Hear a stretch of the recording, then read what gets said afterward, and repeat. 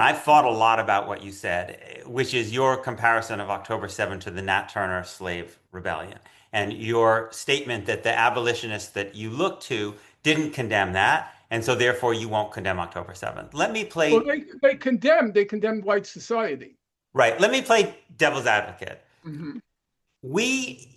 Since there's been a shift since then, particularly after World War II, the evolution of international law, right, as a discourse that did not exist in slave America, in slaveholding America in the 19th century, which tries to make a distinction between attacking combatants and attacking soldiers. And people apply, and I know international law is profoundly flawed and is shaped by politics and power and racism, all this stuff. But it has been a powerful vehicle that people have tried to use, and I think that always to invoke international law to try to get Netanyahu in the dock.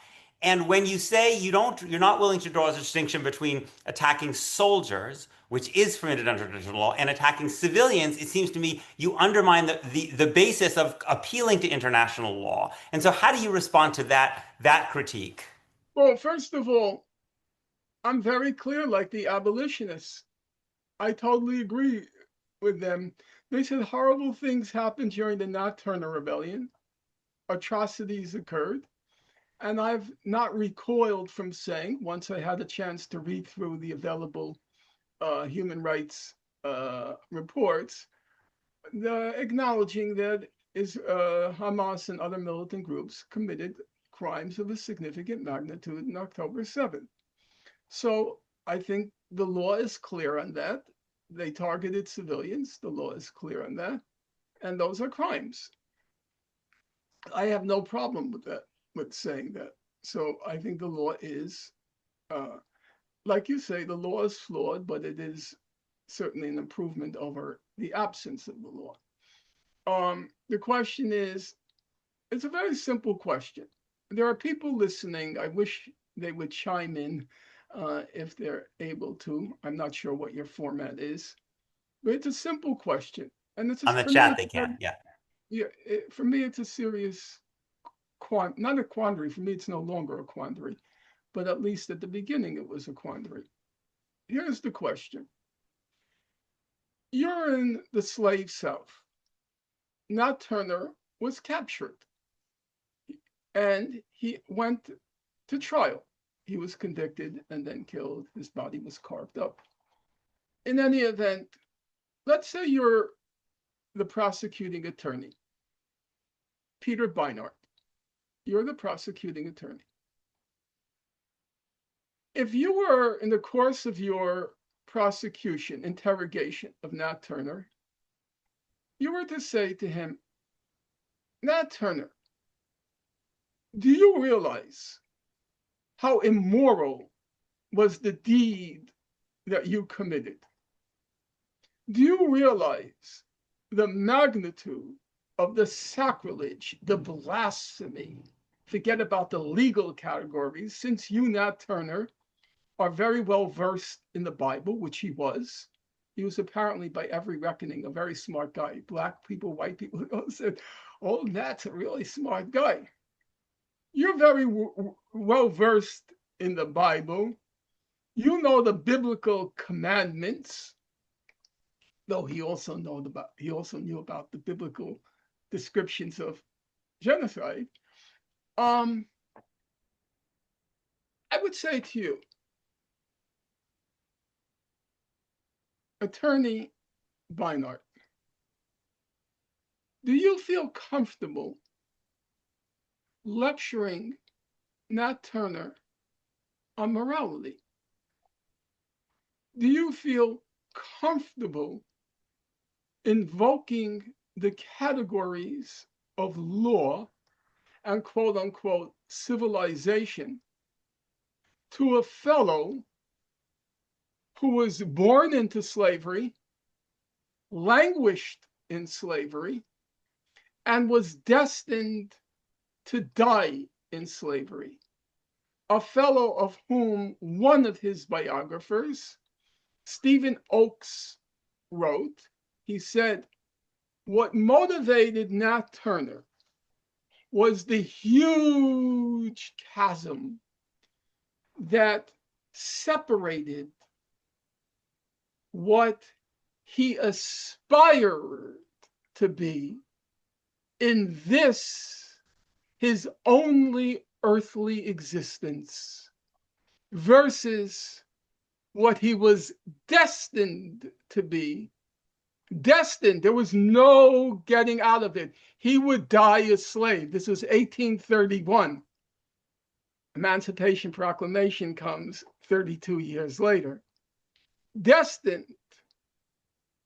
Would you lecture him from on high about international law? About the advances in human morality? I find that I would be happy to hear everybody out. I find that personally mortifying, preposterous, absurd. Me lecturing Nat Turner about the advances in morality and international law. Now, in the case of Gaza, every 80% of the people in Gaza were refugees or children of refugees or grandchildren of refugees. Half the population is children. They lived through the Egyptian occupation, which E.L.M. Burns, who was the chief UN representative in Gaza, he described Gaza as a concentration camp. In July 1967, right after the Israelis occupied Gaza, Senator Al Gore Sr., not our junior, senior, he visited Gaza. He came back, he reported back to our Congress. He said Gaza's, quote, I'm quoting him now, a concentration camp on the sand, if you will. In 2004, Giora Eiland, the head of Israel's National Security Council, he's speaking to some Americans. He describes Gaza as a huge concentration camp. Now, brace yourself. You ready for this? That was Gaza in its best days. That's not a joke. Right. That's before the blockade, the medieval barbaric blockade that was imposed on Gaza in 2006. That was before the high-tech killing sprees, Operation Cast Lead, Operation Pillar of Defense, Operation Protective Edge. Right. I don't disagree with So, anything you're saying, so, Norman. so for me to lecture them about morality, it just strikes me as completely insane. Well, okay, I don't think that I can't even begin to fathom what it would be like to live for a day, let alone an entire life in Gaza. So, yes, With no hope of ever getting out. You will I die. yes, yes, and so yes, I think your point is that there should be one should be very, very careful about lecturing people who have lived through things that I cannot even imagine. I still think that is different than the question of the application of international law by the International Criminal Court or by a human rights organization, because it is this edifice of international law that I think is as weak and as pathetic as it has been, that is critical to ever being able to hold Israel to account. And if you basically say that international law doesn't apply, and that you can basically target civilians and it's fine, and I think you I, lose a very, I very don't, powerful. Yeah, go right. ahead. I don't believe I ever said that. What I said was I quoted Garrison, Hmm. William Lloyd Garrison, and then in my book, because I discuss at great length Hmm. the analogy with Nat Turner, Hmm. I quoted others Hmm. from that era. Remember, the first thing I did after October 7th, because I knew people would ask me my opinion, Hmm. and I was very, very nervous about that. I had a division of labor with Professor Chomsky. I did the kind of spade work, basically minute research, what I came to be called a forensic scholar, just going through evidence. But usually, and I don't say this proudly, I was kind of infantilized by the whole experience, but I deferred to Professor Chomsky's moral judgment, which I thought was exquisite. He was steeped in Western philosophy. He was steeped in many philosophies. He was steeped in moral philosophy. It had, at some point, I know this is incorrect biologically, but it had become baked into his DNA, which I know is scientifically an incorrect statement, such that he had great confidence in his moral judgment, and it came to him instinctively. It came to him instinctively. He didn't sweat. I can assure you of that. He didn't sweat. And I deferred to him. I deferred to him, part of it because I trusted his judgment. That's 90%, and 10% because I didn't want to get into an argument with him. He had no, he had inexhaustible mental energy.